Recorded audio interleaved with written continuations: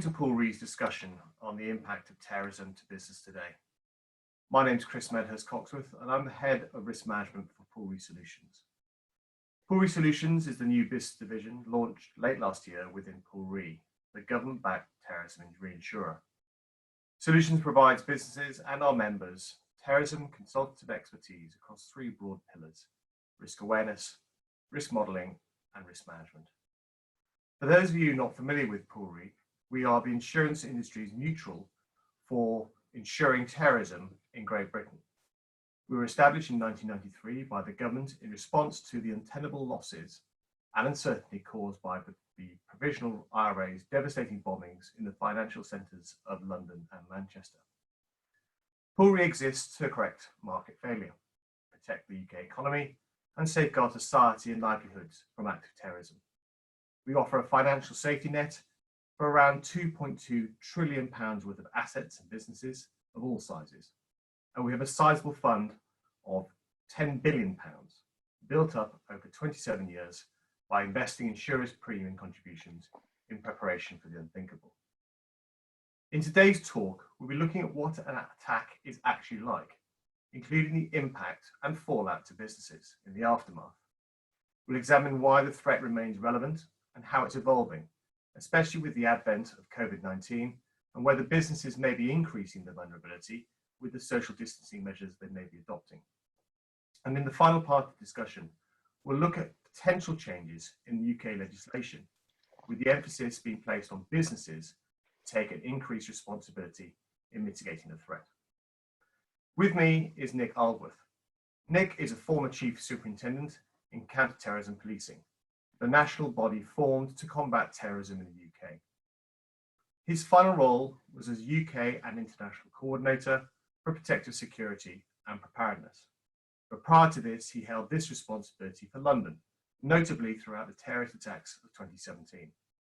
Since retiring in 2019, he's campaigned alongside victims of terrorism for a new law that will require owners and occupiers of public venues to protect their customers and users, as well as prepare for a terrorist attack. Since December 2019, Nick's been working with Paul Reed on a range of projects. Nick, welcome. Good morning, Chris. To set the scene, and with your experiences dealing with the incidents in 2017, can you perhaps describe what could happen in the event of an attack in terms of the immediate aftermath, police response, and the impact you saw happening to businesses? Absolutely, Chris. So I think there's a single word that sums up certainly the early stages of an incident, and that is chaotic, both in terms of people's responses and the information that's being made available to the emergency services upon which they can predicate their response. And that means that sometimes the response initially isn't quite right.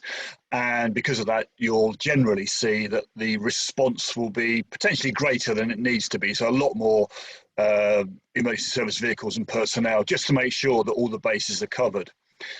And it's interesting, we all see media examples now of actual attacks and indeed the aftermath of attacks around the world. And in the UK, there wasn't a great deal around the two principal attacks on Westminster Bridge and Borough Market, and Borough Market probably because of the time of day. But an incident happened later in the year in December on Black Friday, the principal Christmas shopping day, up on Oxford Street, where people had presumed an attack had been initiated at Oxford Circus Tube Station and responded accordingly. And what we ended up with was tens of thousands of people in that vicinity running in blind panic. And I've seen a lot of the footage from in-store CCTV systems, as well as our own public monitoring systems. And there are literally people running around with absolutely no idea what to do. And the manifestation of that in some cases was really quite severe injuries. And some of the footage of what's happening inside some of the big department stores down there is truly terrifying. Crush injuries. There's an image that's firmly burned into my mind of a man jumping 1.5 stories for no apparent reason other than his personal belief that he was about to be subjected to an attack. The net result of that was he landed in a basement and broke both his legs in 3 places and has life-changing injuries as a result of that. But one of the themes that shows very strongly in those instances was the sheer nature of the uncontrolled panic. And one of the very early learnings from that incident that we took forward with business was around trying to control what's going on within your own environment. And that particular incident, Chris, was a really important lesson for us all about not just the physical impact of people's response to terrorism, but also the business impact.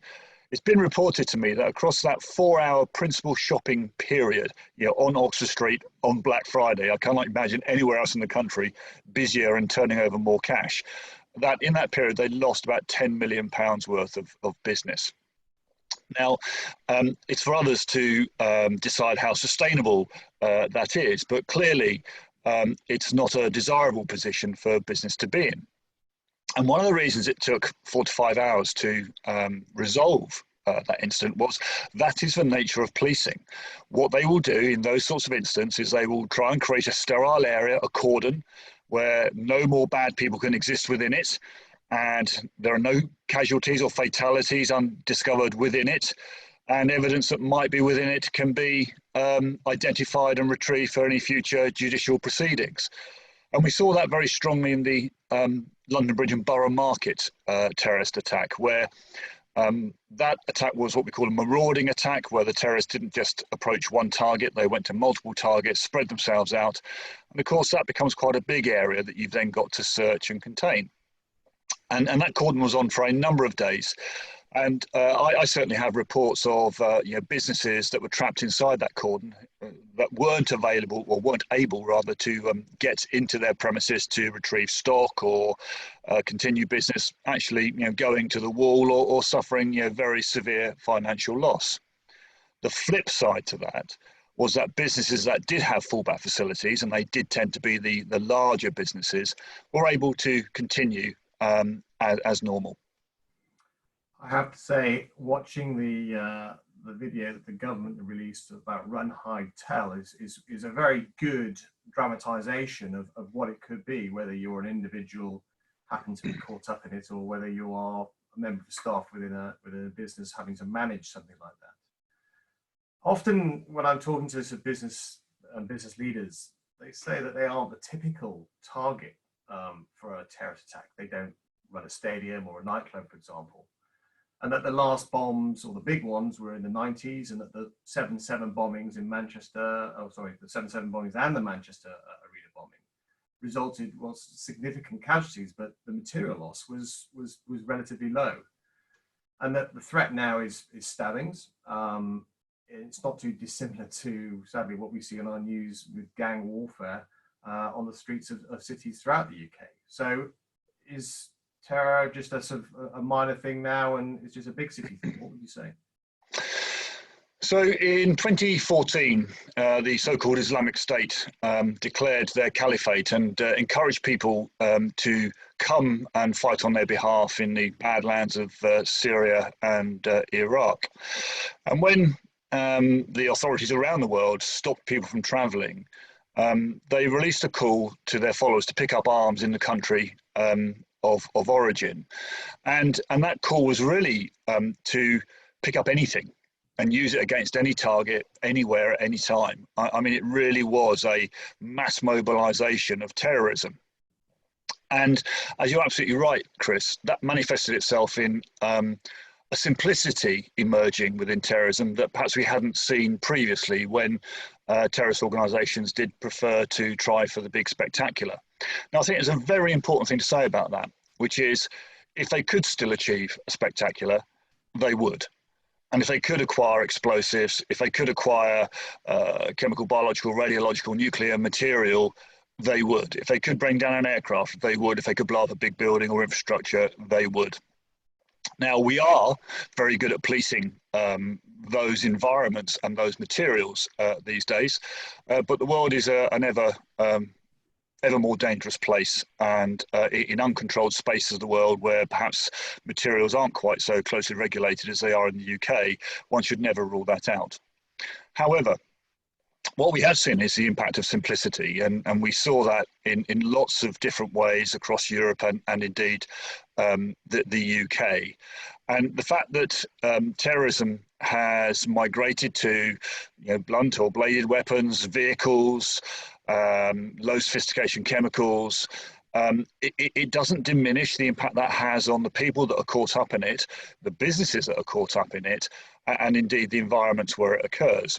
And on that matter, I think it's really important to point out that terrorism is a universal problem. And when you look at historic incidents of terrorism, they have taken place in many, many different parts of the country, not just in London and Manchester. Reflect back to the attempted suicide bombing in Exeter of I think 7 or 8 years ago now.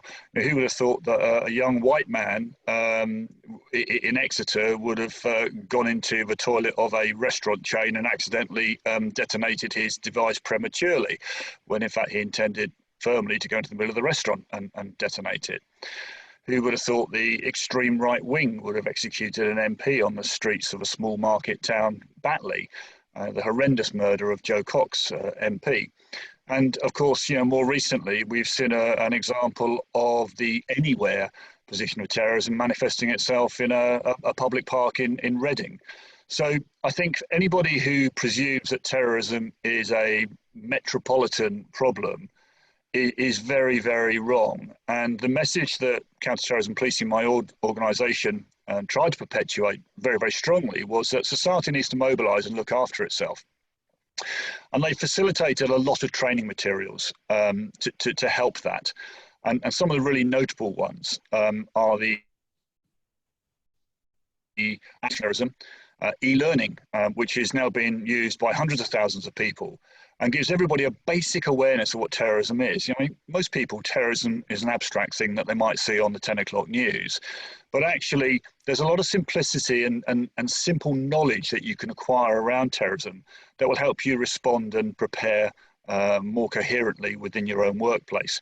And if I just revert back to the conversation we had just now about the problems in Oxford Street, many of those problems would have been resolved if simple things such as having a plan and having somebody in charge of making sure that plan was implemented had been in place.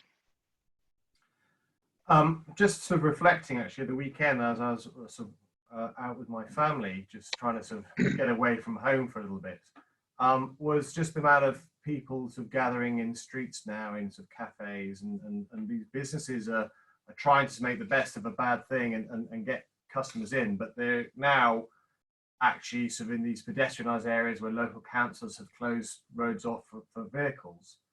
But it struck me that this potentially could be another vulnerability. Yeah, absolutely, Chris. And terrorists will try and exploit any vulnerability. And there'll be somebody out there now under their rock trying to figure out how to use COVID-19 as a weapon. That is the nature of terrorism. They're always trying to beat the system.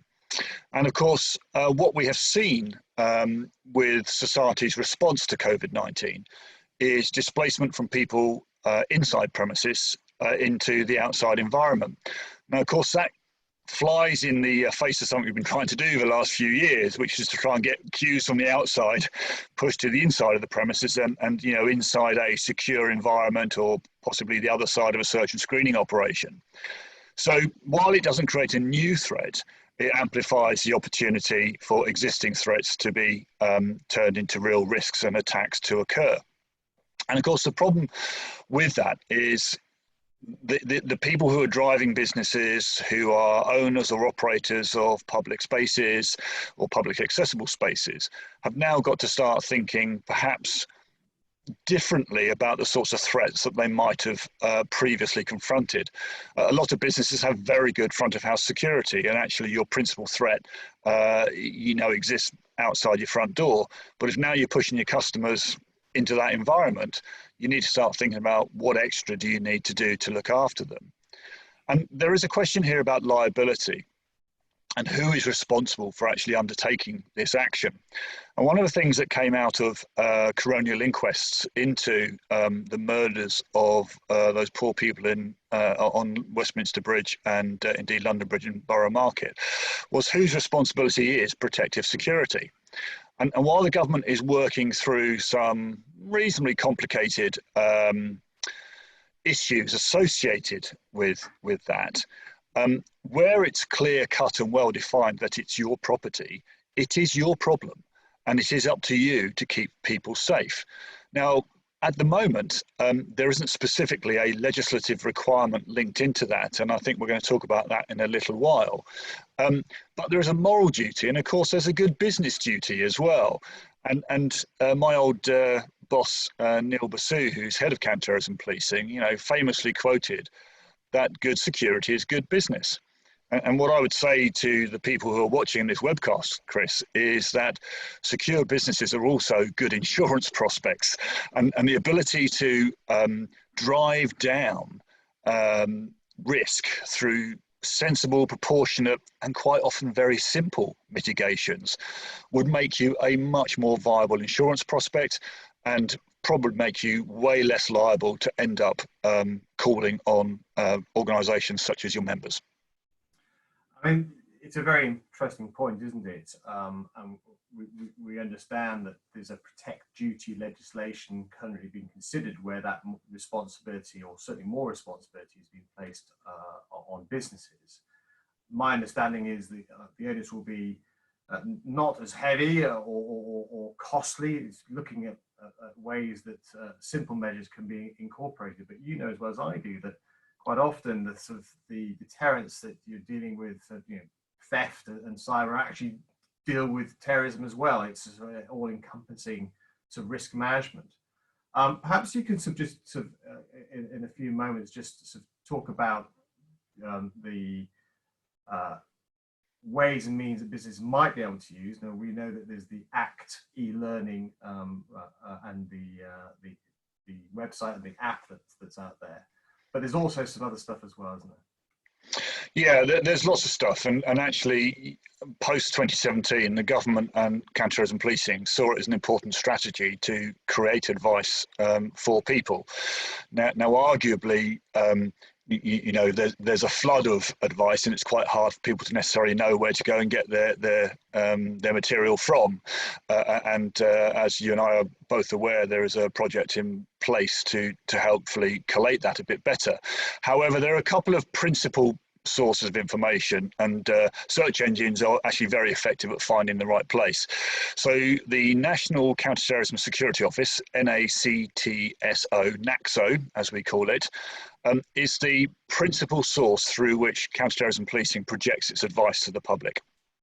And the advice it projects there is predicated on technical advice that's provided from the Centre for Protection of National Infrastructure, who also operate their own website. And for those of you that might be high-end users of security information, they have an extranet that you can get into to get slightly more detailed and slightly more restricted information. Those are two excellent sources, Chris. But for the every person that might be watching this webinar, the ACT e-learning is genuinely a groundbreaking initiative. I don't think there's any other nation in the UK that has been so forward-leaning around the provision of information to the public at large. And that particular product did start its early life as being available only to business, but it's those parameters have been taken off now, and as I say, it's been engaged with by hundreds of thousands of people. And of course, what you then have is a more aware and a more mobilised society. Now, one of the things I think is quite important for any business is to take the concept of security, and of course in my world, counterterrorism security, really seriously. But that doesn't necessarily mean employing expensive consultants or a full-time security manager if you can't afford one. But it might just mean having somebody within the company who can go and look for that material now and look to see what suits your company and your employees, and how they might access it and see it and what benefit they might gain from it. And actually just do that. Do that today. Go and have a look at those websites, see what's on there of use to you. And it's not universal, but there will be things on there that are helpful, and see what you can do to make your business a bit safer. Worth saying, I know one company, pretty small, little sort of coffee shop near where I live, and they and their staff annually go through the Run Hide Tell video. As simple as that. Yep. For larger businesses, it's probably just worth knowing, and we will make sure that the details of all the websites and advice that we talk about are available and the links at the end of this talk. But Pool produces quite a lot of resources. It's worth looking at our websites. We've done a guide for small medium enterprises. It'll never happen here. We've produced a terrorism insurance guide for brokers through BIBA, and we have produced a very comprehensive best practice guide for counterterrorism security for business premises, again on our website. And that's all linked to the very latest best practice advice that's given by the government or is in the standards, for example. In addition, Pool can also support larger businesses. We actually have our vulnerability self-assessment test, which enables businesses to undergo a series of multiple choice questions to identify how well prepared they are against best practice. So it's looking at physical security, personnel security, site maintenance and servicing, information and cyber security, corporate profile, and emergency planning. And by undertaking this assessment, and if you're eligible, if your business has or your portfolio has a declared value of over 50 million or more, then you may be eligible, if you reach the benchmark, of a 7.5% discount on your premium as well. So rewarding that good behavior. But that tool itself can be used by anyone. You can use it as many times as you want. It's a free to use service. And it will just give you a current assessment of where you are, as well as advice on what to do to improve should you wish to do so. So in summary, Nick, I think what we've been saying is that threat is constantly evolving. There's a lot in play in terms of what the government's doing with potentially legislation, but actually there's a huge amount that the businesses can do no matter what size they are, in terms of vigilance, training their employees, knowing what to do and when to do it. Having just a simple plan in place can save lives. Absolutely, Chris. Finally, can I just take the opportunity to thank everyone for time, and for you, Nick, of course, but our AMIC guests. And if you have any questions or want to know more about what Pool does or the advice that we've mentioned in this talk, then the information will be available on our virtual stand. And please don't hesitate to get in touch. Thank you very much. And cut.